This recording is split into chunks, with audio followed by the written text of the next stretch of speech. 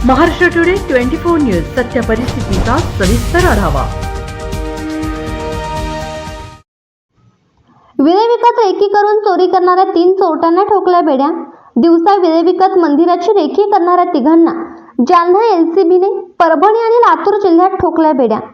परतूर आणि अंबड तालुक्यात 4 मंदिरात केली होती चोरी।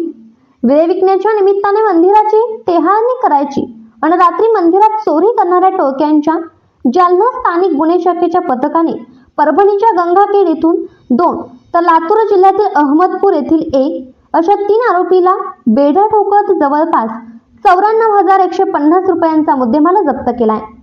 दरम्यान चोरट्यांकडून अनेक गुन्ह्यांचा उलगडा होण्याची शक्यता नाकारता येत नाही।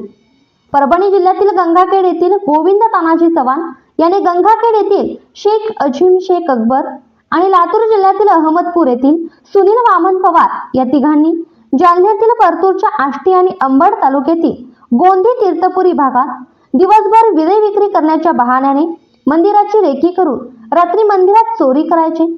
सततच्या होणाऱ्या या घटनेमुळे पोलीस अधीक्षकांनी गुन्हे शाखेला चौकशी करण्याचे आदेश दिल्यानंतर काल गुन्हे शाखेने 3 गुन्हेगारांना बेड्या ठोकत काही मुद्देमाल जप्त केलाय। सदरील कारवाई वरिष्ठांच्या मार्गदर्शनाखाली पोलीस निरीक्षक पंकज जाधव, एपीआय योगेश उबाळे, पीएसआय राजेंद्र वाघ, सॅम्युअल कांबळे, रामप्रसाद पवरे, कृष्णा तंगे, सागर बाविस्कर, देवीदास भोजने, प्रशांत लोखंडे, कैलाश चेके आणि धीरज भोसले यांनी केले। महाराष्ट्र टुडे मराठीसाठी ब्युरो रिपोर्ट विलास गायकवाड, जालना।